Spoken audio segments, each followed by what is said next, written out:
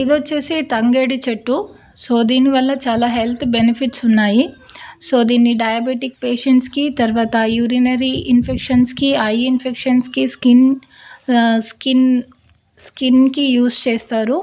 So, diabetic పేషెంట్స్‌కొచ్చేసి ఈ flowers, తర్వాత leaves, ఆ వేర్లు, తర్వాత కాయల్ని పొడిలాగా చేసుకునేసి కషాయంలాగా తీసుకోవాలి. లేదంటే చిన్న ముద్దలాగా చేసి డైలీ దీన్ని తీసుకున్నా కూడా హెల్త్‌కి చాలా బెనిఫిట్స్ ఉంటాయి. సో, ఈ ఫ్లవర్స్ తర్వాత లీవ్స్‌ని బాగా పొడిలాగా చేసుకునేసి దాన్ని ఫేస్‌కి అప్లై చేసుకున్న స్కిన్ చాలా గ్లో వస్తుంది. పిగ్మెంటేషన్ కూడా తగ్గిస్తుంది. సో, ఇది చాలా దగ్గర విలేజెస్‌లో పెరిగుంటాయండి. దీన్ని ప్రత్యేకంగా పెంచాల్సిన అవసరం లేదు. చాలా ఇళ్ళ దగ్గర ఉంటాయి.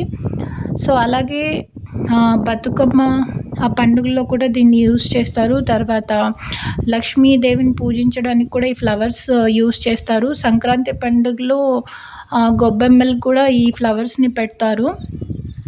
సో, డయాబెటిస్ పేషెంట్‌కి చాలా బాగా పనిచేస్తుందండి. సో, డయాబెటిక్ కంట్రోల్ చేయడానికి, షుగర్‌ని కంట్రోల్ చేయడానికి ఇది చాలా యూజ్ అవుతుంది.